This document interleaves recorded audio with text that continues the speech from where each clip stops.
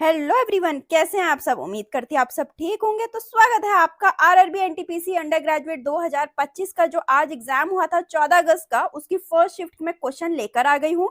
इसमें अभी सारे क्वेश्चन नहीं आए हैं क्योंकि जितने क्वेश्चन आप लोगों ने मुझे बताए हैं उतने आए हैं। अगर 2-3 कुछ छूट गए तो शाम को एक डेडिकेटेड वीडियो आने वाली है ऑल शिफ्ट की, तो उसमें मैं सारे क्वेश्चन ले आऊंगी। ठीक है, जितनी भी मैं ऑल शिफ्ट वाले क्वेश्चन लाती हूँ, अगर किसी भी शिफ्ट में कोई क्वेश्चन छूट जाता है तो ऑल शिफ्ट वाले में सब इंक्लूड हो जाता है।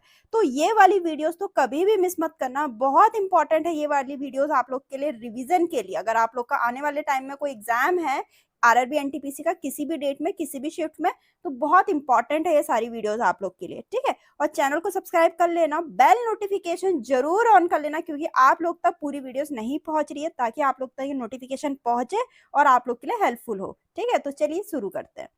तो देखते हैं पहला क्वेश्चन क्या आया था। महिला आरक्षण अधिनियम 2023 106वां संविधान संशोधन महिला को 33% आरक्षण प्रदान करता है। तो लोकसभा और राज्य विधानसभा। ठीक, फिर है भारतीय संविधान का अनुच्छेद 19(1) विशेष रूप से अनुच्छेद 19(a) और उसमें ए भी है, देखो 19(1) और ए भी है, किससे संबंधित है? भाषण और अभिव्यक्ति की स्वतंत्रता का मौलिक अधिकार। आप देख रहे होंगे आर्टिकल से क्वेश्चन बहुत पूछे जा रहे हैं, कंप्यूटर्स के बहुत क्वेश्चन पूछे जा रहे हैं। ठीक है, तो इस पे एक डेडिकेटेड वीडियो लाने की मैं सोच रही हूँ, तो लाऊंगी जरूर। ठीक है, तो बने रहना बिल्कुल आप लोग। फिर अब भारतीय इतिहास के संदर्भ में द्वैध शासन का सिद्धांत किससे है? ठीक, बहुत इंपॉर्टेंट। दोहरी सरकार से, डबल गवर्नमेंट से। ब्रिटिश भारतीय प्रांतों के लिए भारत सरकार अधिनियम 1919 ने द्वैध शासन की स्थापना की। इस शासन की स्थापना शुरू की गई, अर्थात प्रशासकों को दो वर्ग थे, एक कार्यकारी पार्षद और मंत्री। ठीक, फिर दीनदयाल उपाध्याय ग्रामीण कौशल्य योजना कौशल विकास किससे संबंधित है? ये पहले भी पूछा गया, एक शिफ्ट में ये क्वेश्चन पूछा गया, अगर आप लोग को याद होगा तो। ठीक है, तो ये ग्रामीण युवा से संबंधित है। ठीक, केंद्र सरकार ने 25 सितंबर 2014 को 2017 तक 10 लाख ग्रामीण युवाओं को प्रशिक्षित करने के लिए दीनदयाल उपाध्याय ग्रामीण कौशल योजना शुरू की। इसका लक्ष्य 15 से 35 वर्ष की आयु वर्ग के युवा हैं। यह योजना पंडित दीनदयाल उपाध्याय की 98th जयंती के अवसर पर शुरू की गई थी। पहले इस योजना को आजीविका कौशल विकास कार्यक्रम के नाम से भी जाना जाता था।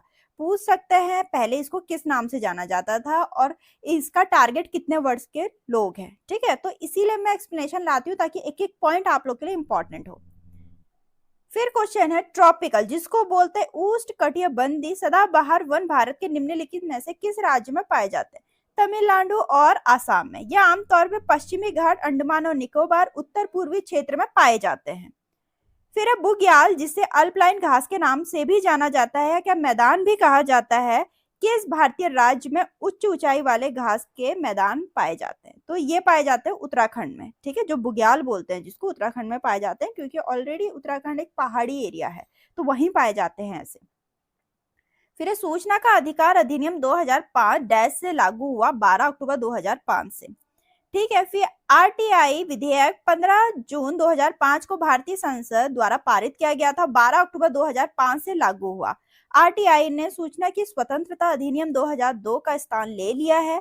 आरटीआई अधिनियम 2005 की धारा 15 के अनुसार राज्य मुख्य सूचना आयुक्त की नियुक्ति राज्य के राज्यपाल द्वारा की जाती है।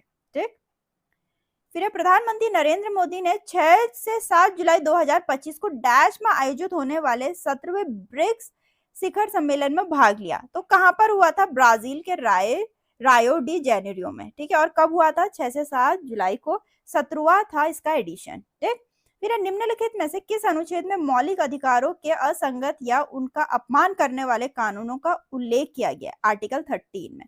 देख लीजिए, फिर से आर्टिकल का एक क्वेश्चन बना है। फिर पर्यावरण सम्मेलन शब्द किससे संबंधित है? पर्यावरण संरक्षण और सतत विकास से। ठीक, फिर कर्नाटक युवक डैश के बीच लड़े गए थे।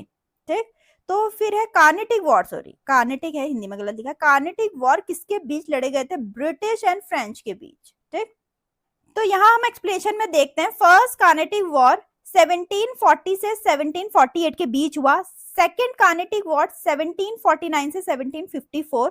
थर्ड कार्नेटिक वॉर 1758 से 1763 के बीच हुआ। ठीक है, पूरा आप लोग पढ़ लेना, मैं आप लोग के लिए लाई हूँ। ठीक, फिर है अर्नेस्ट रदरफोर्ड को स्वर्ण पन्नी प्रयोग विकसित करने का श्रेय दिया गया। इस प्रयोग से किसकी खोज हुई? परमाणु के नाभिक की खोज हुई। उन्होंने सोने की पन्नी इसीलिए चुनी क्योंकि उन्हें यथासंभव पतली परत चाहिए थी। यह सोने की पन्नी लगभग 1000 परमाणु मोटी थी। ठीक, तो यहाँ तक के क्वेश्चन थे आज के एनालिसिस में, जीएस के क्वेश्चन थे।